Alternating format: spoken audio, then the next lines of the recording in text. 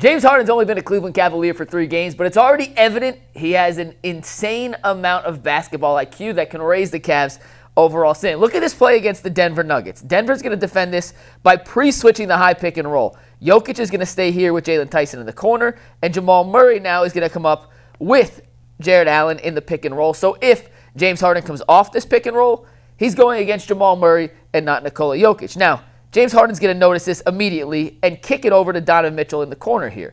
Why is that important? Well, Jamal Murray's the key guy to watch here.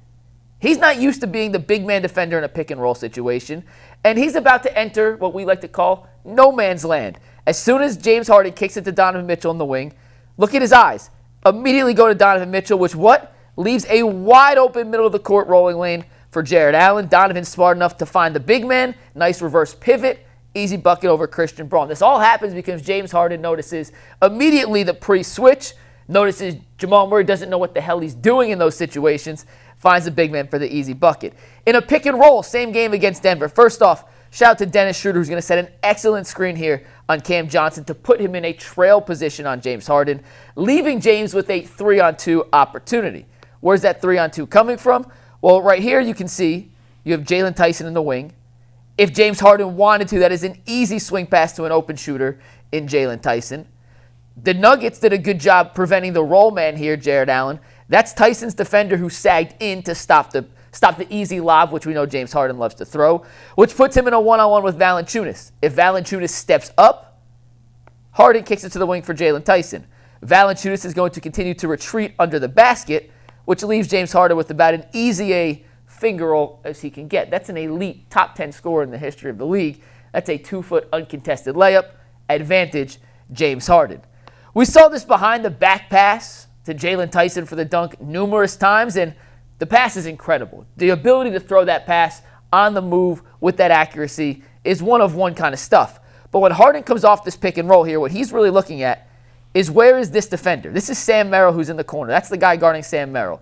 He's not in a defensive position to rotate over and cut this off from Jalen Tyson. He's standing straight up. Knees aren't bent. James Harden, you can see eyes in this direction. He notices that. The other person he's looking at is 18 here, who's now the trail defender. Where is he in regards to Jalen Tyson as Tyson squirts the basket?